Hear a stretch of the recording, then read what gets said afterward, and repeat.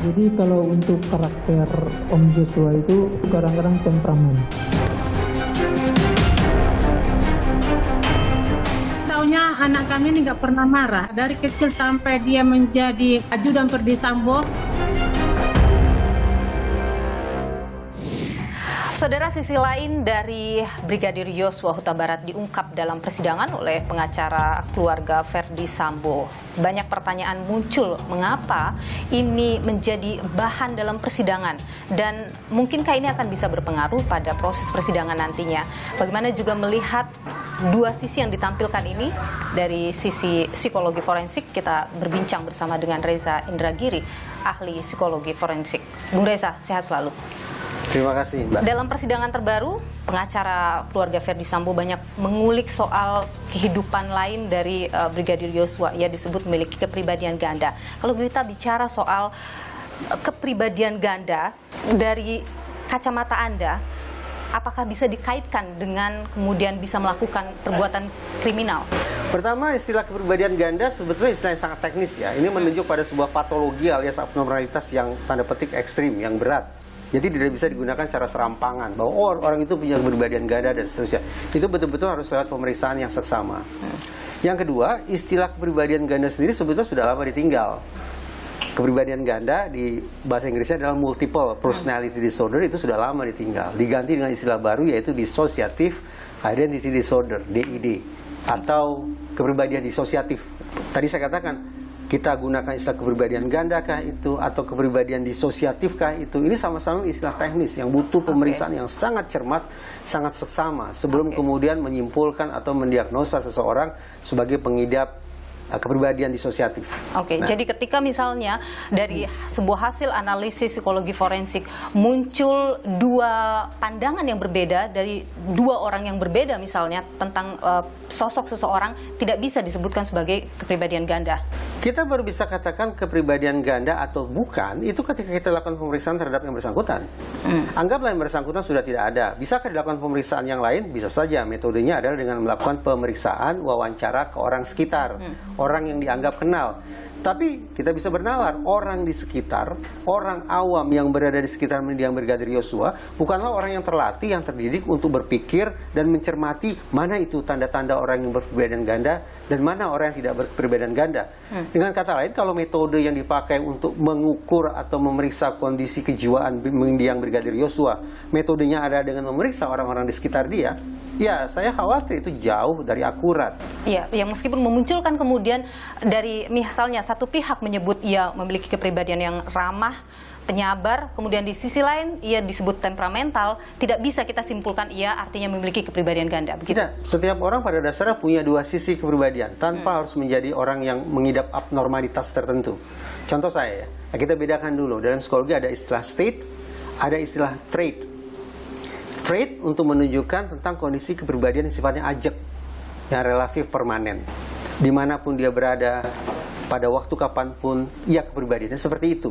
Traitnya seperti itu. Misalnya saya, ini ilustrasi ya, saya ada di Jakarta, saya ada di Samarinda, tetap saja saya orang introvert. Berarti kepribadian saya, trait saya adalah introvert.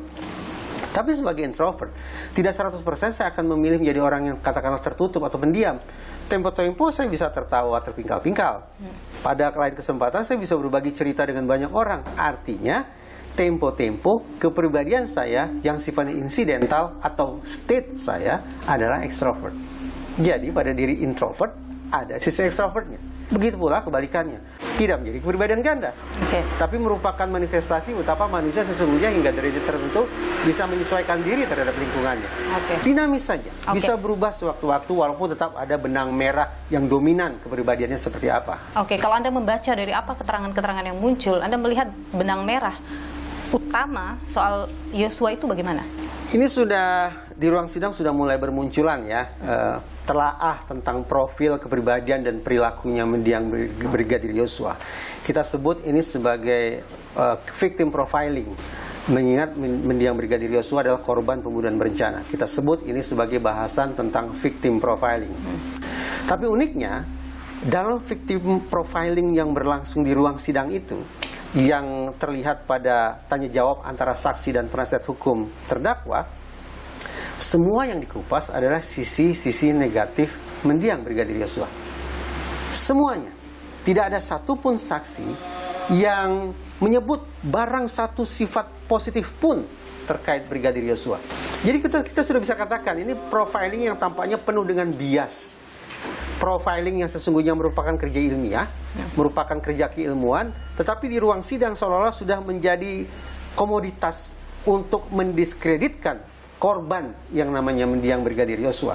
Itu sebabnya saya khawatir nih, hal ihwal terkait dengan victim profiling ini, tapi sesungguhnya beraroma laksana criminal profiling. Jadi Yosua diprofilkan sebagai seorang kriminal, maksud Anda?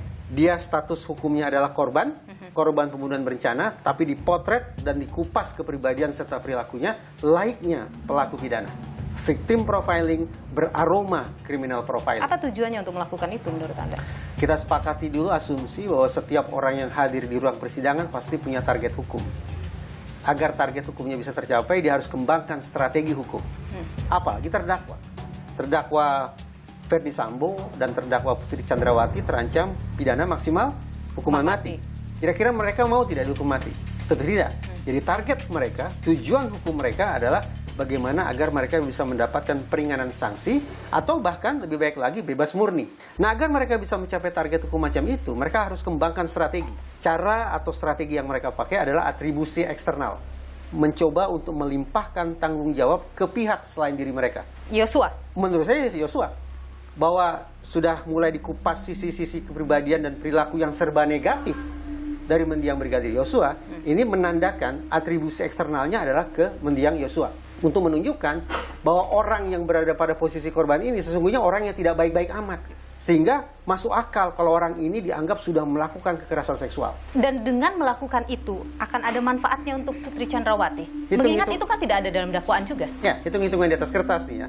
Mereka tentu membayangkan dengan framing sedemikian negatif itu, mereka kan berusaha meyakinkan majelis hakim. Wahai majelis, kalaulah kami ini nanti divonis bersalah, sesungguhnya ada pihak lain yang juga harus disalahkan.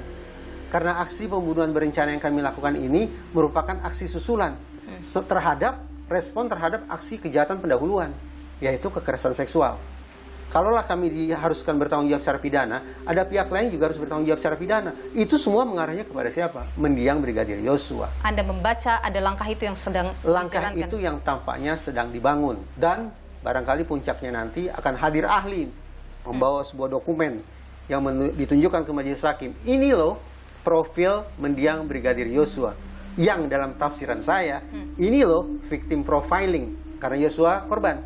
Ini loh victim profiling. Tapi kalau kita baca, kalau kita kupas, barangkali arahnya lebih pada criminal profiling. Oke, kami mendapatkan dokumen dari Apsifor soal analisis dari sejumlah saksi dan juga pelaku di sini soal banyak hal ya. Salah satunya adalah kepribadian dari Yosua Huta Barat. Dan secara kompak pihak dari ajudan, ART, keluarga Ferdi Sambo itu menyebutkan bahwa Yosua ini awalnya sebenarnya adalah orang yang ramah. Tapi setelah ia menjadi karungga, ia dekat dengan Putri Chandrawati, ia kemudian menjadi temperamental, udah marah, berpakaian mewah, seperti itu. Kekompakan jawaban ini, menurut Anda, semua orang bisa punya pandangan yang sama seperti itu? Saya mau tanya dulu ya, di dalam laporan itu, saksi Susi termasuk diperiksa? Disampaikan oleh saksi Susi, disampaikan juga oleh saksi Damson yang kemarin juga diperiksa di persidangan. Mari kita ingat kembali ya, tidak butuh sesi persidangan yang berseri, ternyata sejak pertama kali saksi Susi diperiksa oleh majelis hakim sudah bisa menilai ini saksi tidak kredibel, ini saksi keterangannya penuh dengan settingan, dengan kata lain ini saksi dengan keterangan tidak valid. Nah, pantas bagi kita untuk khawatir bahwa laporan itu tadi jangan-jangan juga memuat informasi yang tidak valid dari orang yang sudah dianggap tidak kredibel oleh majelis hakim. Oke, selain saksi Susi ada juga sejumlah ajudan, di mana ajudan termasuk Richard Eliezer, termasuk Romer, termasuk juga Daden yang ikut memberikan keterangan itu juga menyebutkan hal yang sama. Isinya yang sama itu apa? Negatif semua? Negatif juga, menyebutkan bahwa Daden misalnya ya, Daden ini adalah salah satu-satunya ajudan yang kemudian menyebut ia bersahabat dengan Yosua. Ia juga menyebut bahwa Yosua ini suka marah kadang. Kemudian dia sebab negatif nih ya? Negatif juga, suka ke tempat hiburan malam juga, ya bahkan diajak juga. Nah, Apakah kita juga mencurigai keterangan? Saya mau tanya dulu, karena saya tidak punya laporan itu. Saya mau tanya, ada tidak saksi atau informan, sumber data yang bercerita bahwa Yosua ternyata baik loh, dia Ada? mengangkat koper. Itu tidak ada. Tidak ada. Ada tidak yang mengatakan Yosua baik loh, dia ikut ngangkat nasi tumpeng? Ada tidak? Oke, itu tidak ada juga. Nah, ini saya katakan begini, ada tidak kemungkinan para saksi ini mengalami bias? Orang psikologi menyebutnya filter mental. Mereka seperti sedang merekapitulasi, mengkompilasi sisi-sisi tertentu saja dan mengesampingkan sisi-sisi yang lain. Oke. Padahal kita harus sepakat ya, seburuk-buruknya orang pasti punya sisi positif kan? Betul. Atau sebaliknya, sebaik-baiknya orang pasti juga punya sisi jeleknya kan? Nah, tapi kalau sudah terjadi bias, filter mental, ya disaring. Informasi yang disimpan di kepala, informasi yang disampaikan adalah informasi yang sesuai dengan kepentingannya. Oke, sekarang kita anggaplah itu bias misalnya dari pihak satu. Kemudian kita lihat lagi hasil apsifor pihak yang lain, yakni sahabat, keluarga dari Yosua yang berada di Jambi yang juga kompak menyebut bahwa Yosua itu baik, Serba positif. serba positif misalnya. Berarti bias juga. Fair saja, berarti ada sekelompok orang, sekelompok informan yang bias karena serba informasinya negatif, ada sekelompok orang yang lainnya informasinya serba positif. Semestinya menurut saya, orang yang memeriksa kedua kelompok informan tersebut men-challenge, menantang kepada informannya. Oke, Anda sudah bercerita tentang sisi-sisi A, B, C, dan seterusnya. Adakah sisi 1, 2, 3, 4, dan seterusnya? Harus di-challenge. Karena kita menuju proses persidangan yang kita harapkan akan berlangsung dengan seadil-adilnya. Kalau kemudian informasi yang masuk dalam laporan, data yang menjadi dasar pembuatan laporan, ada data yang serba bias, seberapa jauh manfaat ini bagi proses persidangan? Saya ingin berpindah ke soal bagaimana hakim mencecar Susi ataupun Kodir, mengembalikan memori mereka soal peristiwa, baik itu di Magelang, baik itu kemudian yang terjadi di Duren 3. Menurut Anda, dengan mengejar memori seperti itu bagaimana? Ada perbedaan cara pandang antara psikologi forensik dan hukum terhadap yang namanya keterangan saksi, juga terhadap pengakuan. Intinya begini, psikologi forensik memandang bahwa keterangan yang disampaikan berdasarkan daya ingat manusia itu adalah barang yang paling mungkin merusak proses penegakan hukum. Kenapa? Karena keterangan mengandalkan daya ingat manusia. Dan daya ingat manusia berdasarkan riset disimpulkan sangat rentan mengalami fragmentasi dan distorsi. Alhasil, benar sudah, yang dipentingkan bukan keterangan sebetulnya. Yang dipentingkan bukan pengakuan sesungguhnya. Yang dipentingkan adalah pembuktian. Tetapi, ya secara positif, psikologi forensik ingin wanti-wanti. Tidak usah kita berkutat atau menguras stamina terlalu lama untuk menggali keterangan. Apalagi kalau kita sudah bisa memandang atau menilai bahwa saksi ini tidak kredibel, keterangannya tidak valid. Untuk apa kita berlama-lama berkutat pada menggali keterangan yang sekali lagi bersumber dari daya ingat manusia yang rentan sekali mengalami distorsi dan fragmentasi. Jadi kalau dalam proses ini sebaiknya hakim kritis tetap perlu, tetapi kalau hakim sudah yakin bahwa saksi ini tidak kredibel, informasinya tidak valid, tidak usah berlama-lama memeriksa dia. Namun uniknya, dalam persidangan ini, saksi Susi sudah dinyatakan tidak kredibel. Terlalu banyak bohongnya, terlalu banyak cerita settingannya. Tapi majelis hakim meminta kepada jaksa penuntut umum supaya saksi Susi dihadirkan pada sesi-sesi persidangan berikutnya. Unik ya, kontras kan, kontradiktif. Apa yang bisa kita tafsirkan?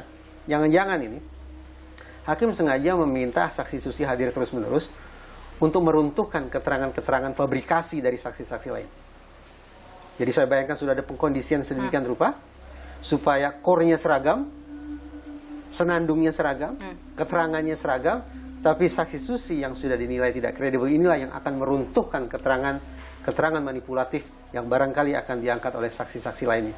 Itu yang Anda baca? Saya bayangkan demikian. Jadi justru hakim akan memanfaatkan, ada penting memanfaatkan saksi Susi untuk memvalidasi atau tidak memvalidasi keterangan dari saksi-saksi lainnya. Jadi ini bisa merugikan justru mereka? Justru merugikan saksi mahkota yang barangkali ingin dimanfaatkan betul oleh terdakwa Ferdi Sambo dan terdakwa Putri Chandrawati. Mengingat Susi ini adalah orang kepercayaan dan dianggap tahu peristiwa yang berlangsung di Magelang, tapi ternyata keterangannya tidak kredibel, justru dia akan merusak keterangan-keterangan dari saksi lain, andaikan saksi-saksi itu dikondisikan untuk menyampaikan keterangan tertentu kepada majelis hakim. Baik, Reza Indragiri, ahli psikologi forensik, terima kasih sudah berbagi informasi di program Nilo. Sehat Terima selalu. kasih.